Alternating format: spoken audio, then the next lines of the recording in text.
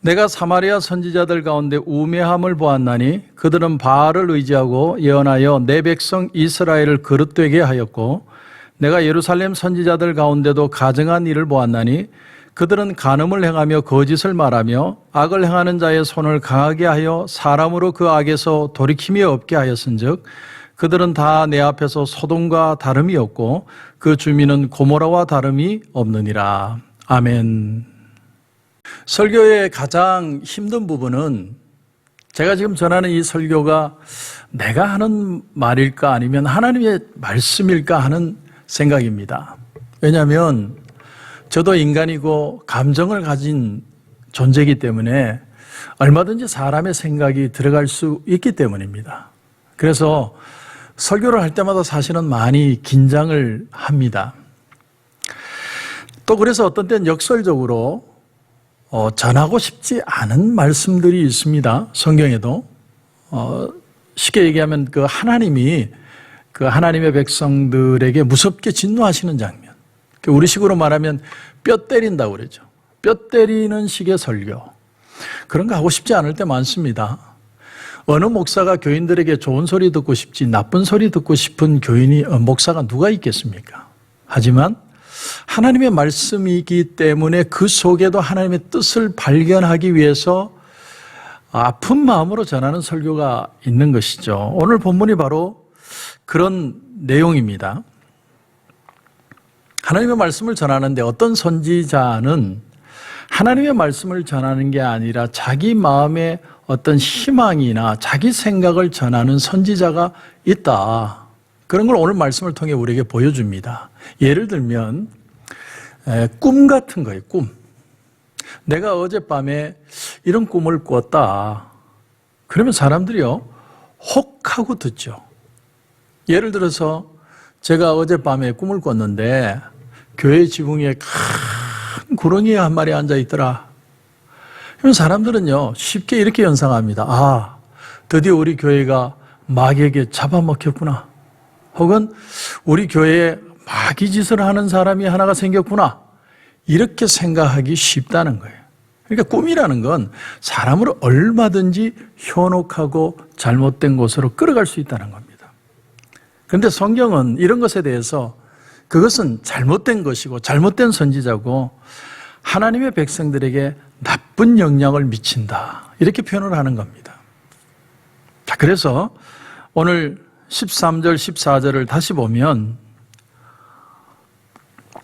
내가 사마리아 선지자들 가운데 우매함을 보았나니 그들은 바알을 의지하고 예언하여 내 백성 이스라엘을 그릇되게 하였고 내가 예루살렘 선지자들 가운데도 가증한 일을 보았나니 그들은 간음을 행하며 거짓을 말하며 악을 행하는 자의 손을 강하게 하여 사람으로 그 악에서 돌이킴이 없게 하였은즉 그들은 다 내 앞에서 소돔과 다름이 없고 그 주민은 고모라와 다름이 없느니라. 여기 보면 사마리아 선지자와 예루살렘에 있는 선지자를 비교를 합니다. 그런데 사마리아 선지자들은 원래가 엉터리라는 거죠. 그래서 사실은 사마리아 선지자들은 그렇게 신뢰를 얻지 못하는 사람들입니다. 여러분, 우선 선지자와 제사장은 틀립니다. 제사장은 구약시대에는 대대로 이어져 오게 되어 있습니다. 30이 되면 자동으로 아버지를 이어서 아들이 제사장이 되었습니다. 그러나 선지자는 하나님의 성령이 임하여 그 감동으로 말씀을 전하는 사람들이 선지자였습니다. 예를 들면 아모스 같은 사람은 원래 뽕나무를 재배하던 사람이죠. 그런데 그 사람에게 하나님의 성령이 임하니까 하나님의 말씀을 전하는 선지자가 된 겁니다. 그런데 여기 사마리아 선지자라는 이 존재들은 늘 꿈 얘기하고 헛된 술수로 사람들을 속이던 사람들이라는 거죠. 그래서 13절을 보면 다시 보면 바알을 의지하고 예언해서 내 백성 이스라엘을 그릇되게 했다. 이렇게 표현을 해요. 그릇되게 인도했다. 지난 목요일에 저희 집사람과 저녁에 그 팍을 걷고 집으로 왔는데 저희 딸이 얼굴이 아주 이렇게 긴장되고 어둡더라고요.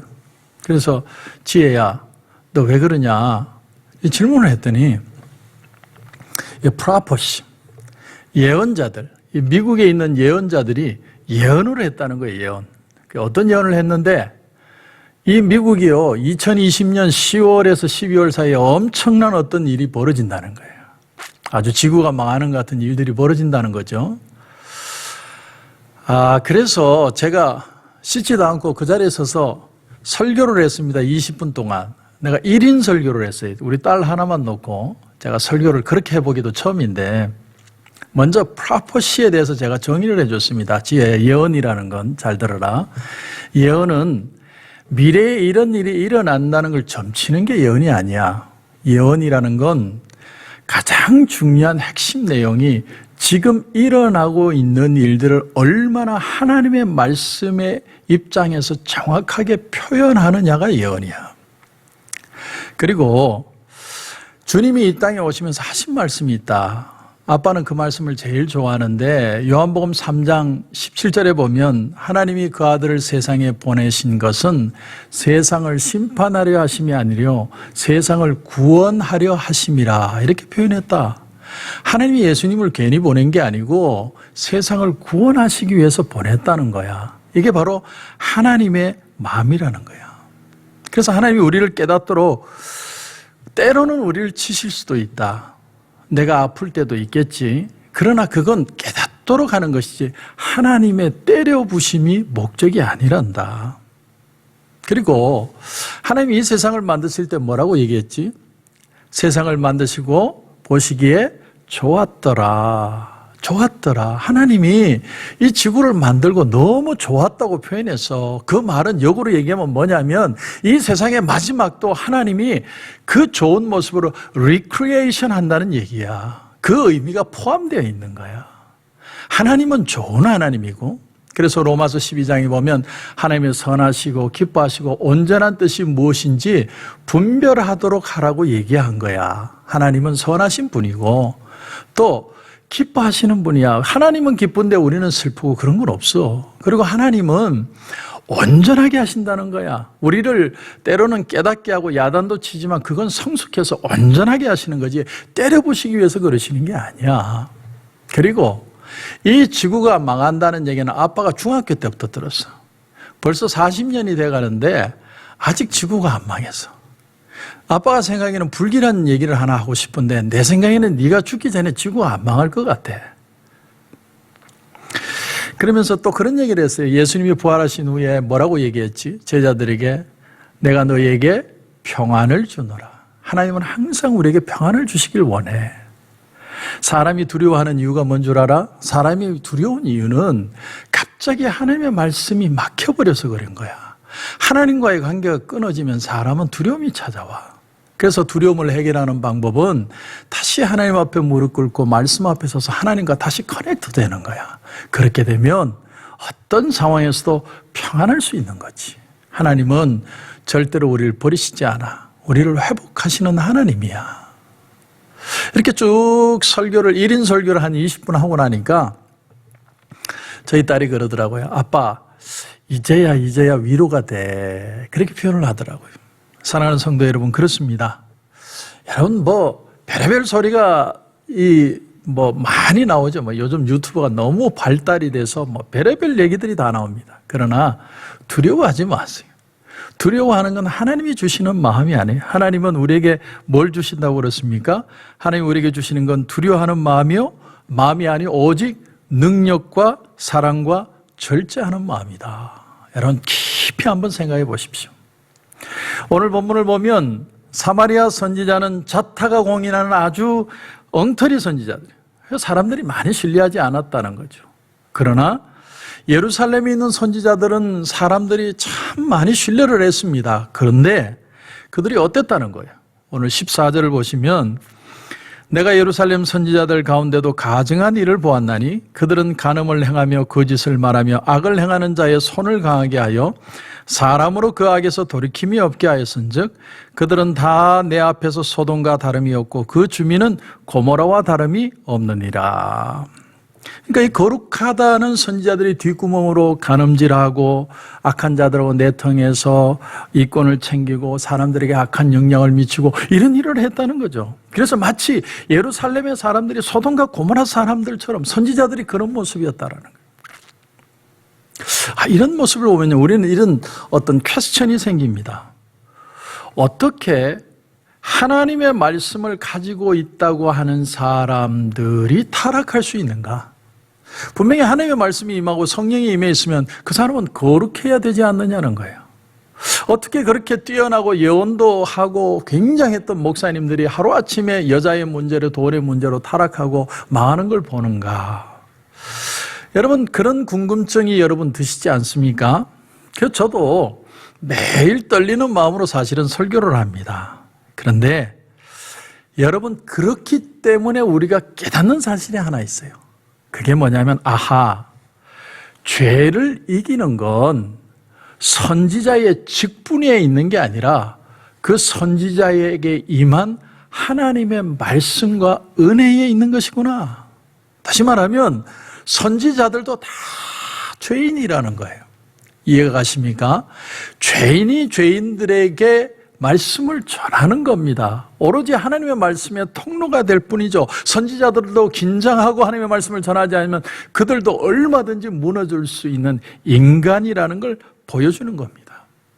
그래서 선지자들이 말씀을 전할 때는 꼭 해야 되는 것이 있습니다. 첫째는 하나님의 말씀을 먼저 자기 자신에게 전해야 된다는 거예요. 자기 자신에게. 말씀을 전하는데 백성들에게 전하기 전에 자기에게 먼저 전하는 거예요. 저도 설교가 힘든 이유가 그겁니다. 이 설교를 전하면서 먼저 저에게 설교하는 거예요. 뼈 때리는 설교를 여러분에게 하기 전에 저에게 먼저 하는 겁니다. 그게 죽기보다 싫을 때가 많아요. 마치 뭐와 같으냐면 바이러스에 대한 백신 주사를 가장 먼저 자기 몸에 테스트하는 것과 같습니다. 내 몸에 테스트해보고 괜찮으면 그 약을 먹이는 거하고 똑같은 거죠. 지금 영국에서 옥스퍼드 대학에서 그 첫 번째 백신 실험을 했는데 100% 그 실험한 사람들이 중화항체가 생겼다고 그러죠. 중화항체. 중화항체가 뭐냐면 바이러스를 쪽을 못 쓰게 하는 항체예요. 그게 100% 생겼다는 거예요. 그래서 희망적인 겁니다. 지금 백신 주사를 만들고 있는데 그 백신이 100% 바이러스를 힘을 못 쓰게 만들면 그건 뭐 완벽한 거죠. 그런데 지금 어떤 시험만 남았느냐면 이게 사람의 몸에 해롭느냐 아니냐 그 테스트만 남은 거예요. 그러니까 모든 게 희망적이에요. 그래서 말씀을 전하는 사람들이 어려운 게 먼저 나 자신에 대고 설교를 해야 된다. 그게 참 고통스럽고 정말 어떤 때 설교하기 싫은 거예요. 나도 설교를 안 하고 그냥 넘어갔으면 좋겠다. 그러나 그렇게 하면 나도 죽고 사람들도 죽는 거예요. 그래서 설교하는 겁니다. 두 번째는 하나님의 말씀을 전하는 선지자들은 하나님의 말씀을 전하면서 죄인들에 대해서 한없는 연민의 정을 가지게 된다는 거예요. 연민의 정. 왜냐하면 나도 얼마든지 넘어질 수 있는 사람이라는 거예요.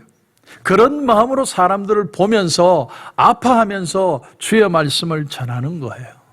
내가 하면 로맨스, 남이 하면 불륜, 그런 마음으로 설교를 하는 게 아니고 똑같이 심퍼티, 엠퍼티, 그 동정심을 가지고 같이 설교하는 겁니다.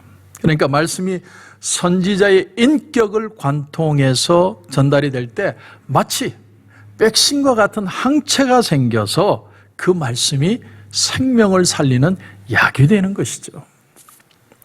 또한 그러므로 선지자들에게 이런 생명의 말씀의 작업이 중단이 되면 자기도 죄에 대해서 무감각해지고 다른 사람들도 죄악의 상태로 빠질 수밖에 없다라는 거예요. 그래서 오늘 14절의 말씀처럼 간음과 거짓과 악과 타협하고 더 사람들이 악에 거하게 되는 그런 일들이 자연스럽게 일어나는 거예요. 그러니까 끊임없이 말씀을 전하는 자는 어떻습니까? 하나님 앞에 무릎 꿇고 계속 자신이 하나님 앞에 서기를 애쓰는 거죠. 말씀을 전하는 한 사람으로서 저 또한 위기감을 느낍니다. 저 자신을 보며 또 이 세상을 보며 어떻게 하는 것이 가장 하나님이 귀하게 여기시는 것일까? 오늘 새벽에도 제가 하나님 앞에 무릎 꿇고 그렇게 기도를 했습니다. 문제는 멀리서 해결점을 찾지 말라는 거예요. 바로 이 자리에서 우리가 다시 우리 모습에서부터 시작해야 된다는 거예요. 누가 어떻고 뭐가 저떻고 그런 거 필요 없어요. 내가 조용히 촛불처럼 나부터 태우면서 일어나는 거예요. 그게 바로 거룩한 물입니다. 그 촛불처럼 일어나는 거룩한 물이, 그 불빛이 온 세상을 밝히게 되는 것입니다. 그런 은혜가 저와 여러분 가운데 넘치시길 주님의 이름으로 축원합니다. 기도드리겠습니다. 하나님 은혜를 감사합니다.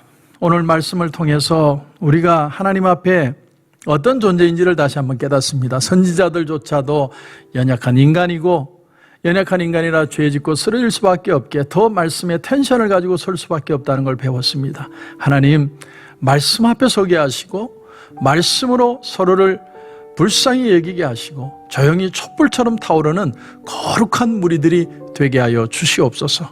오늘도 기도하는 가운데 하나님 큰 은혜 주실 줄 믿고 예수님의 이름으로 기도드립니다. 아멘.